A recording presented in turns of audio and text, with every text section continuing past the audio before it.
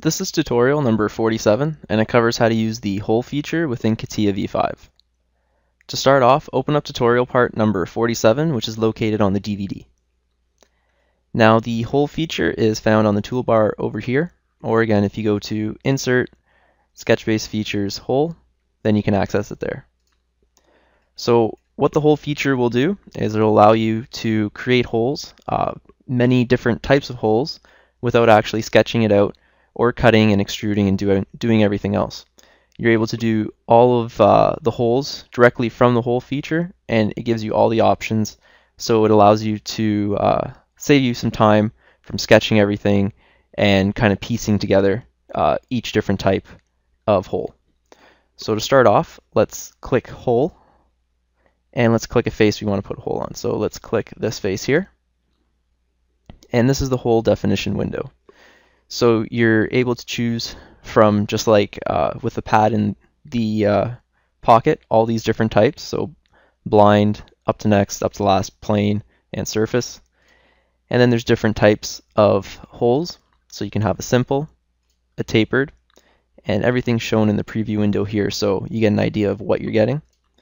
A counterbore, countersunk, and a counter drilled hole. So right now let's just do a simple hole. So a simple hole is just a straight through cut. And then you're also able to choose a thread definition. So if you click on the thread, then you're able to put the pitch and the thread and everything else onto the hole that you're using. Now I'm going to uncheck the thread. I'm going to go to extension. Now if you zoom in, they're automatically going to place the hole on the point that you selected on the surface when you chose the hole. Now if you need to change it, you have to go to position sketch. So click on the positioning sketch, and now you're able to change the hole position. So this point here is the hole position, so I can just grab it and throw it anywhere I want. Now you can also dimension it, so let's throw a dimension on it from there to there. We'll call it 20, and from there to there we'll make it 20 also. So you're able to position and really fine-tune where your hole is going to be so you can locate it. Once you've done that, all you have to do is just exit the workbench, and then you're back to the hole definition.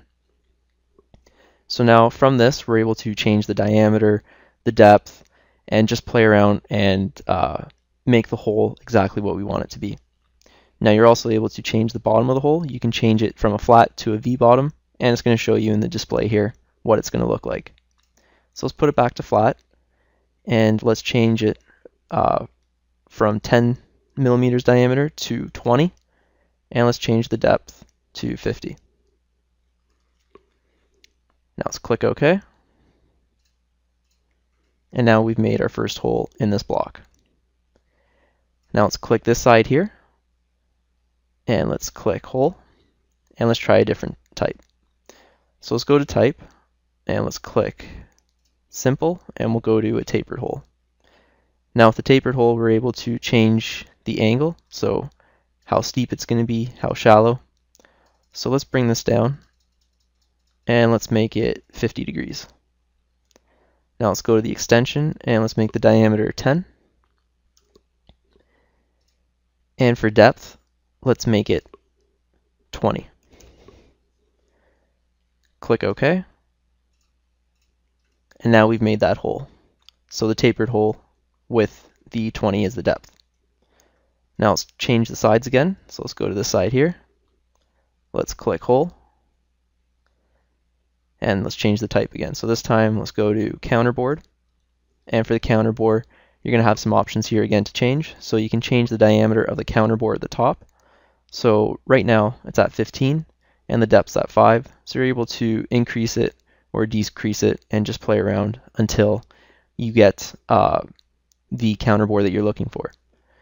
Now if we go to extension, this time instead of blind, let's put up to last, and what that's going to do is put it all the way through to the other side, and you can see it right there. Now let's change the diameter to 20, and let's go back to the type, and let's make this, first we're going to have to change this, so let's make this 30, and we'll make the depth, we'll leave it at 5, and now we'll change this to 20. click OK. And now we've made a counter bore all the way through. Now let's click this bottom face here and we'll do another one. So we'll click hole and we'll change the type to countersunk. And again, you have the different options to change the countersunk to make it how you want it to be. Now let's go back to extrusion and let's make this a blind one again. And we'll make it go through 30. Now for the flat, we'll make it a V bottom and we'll keep the angle at 120. Click OK. And now we've made another hole that it's got the countersunk at the top there and it's got the tapered at the bottom. Now let's go to this side and we'll do the last type. So let's click hole, click type, and we'll do counter drilled. Now again, you can play with all the different dimensions and the extension. So every time you go through here, it's just a different way, just by how you want to put it together. So it gives you all these options that you're able to change. Let's just click OK, and we've got another hole through there. Now let's draw a hole up here. So let's click this face, we'll do a hole. For this one, let's make it counterboard. And let's leave the diameter at 30. Just leave everything at what it is right now. And we'll click OK. Now what we're going to do is we're going to make the exact same hole just below it, and we're going to put it on an angle. So to put it on an angle, what we're going to do is we're going to make a line that's going to be on an angle. So let's click this plane here, click sketch, and let's make a line that's on an angle. So just draw a line to the center point and dimension it to that center line there. And let's make this angle, say, 15 degrees. Click OK, and we'll go back up. Now let's click that face, click hole, and we're going to make the exact same hole. Now what we're going to do is we're going to change the direction. So instead of being normal to surface, we're going to click it, and we're going to click this sketch as the line to follow. Now you can see that as we did that, the entire position of the hole is now moved 15 degrees. Now let's click OK, and you can see the difference between the two. We've kind of offset it, and now it's cut in at 15 degrees. Now if we double click on this line and say we change this to 30 degrees, then everything's going to automatically change. So let's go and update it, and now it's on a 30-degree angle. So when you're making the hole, you're able to either align it with a sketch line or an edge. So say that there was actually a solid here that was along that line, you're able to actually select that line too, and it's going to follow that line. So for the hole tool, it's a very quick and easy way to make holes, and especially if you're making the counter bore and countersunk, you don't have to worry about making all those different kind of sketches. It gives you all the tools and all the parameters to quickly and easily make holes within Catia. And that concludes our tutorial on the hole feature within Catia v5.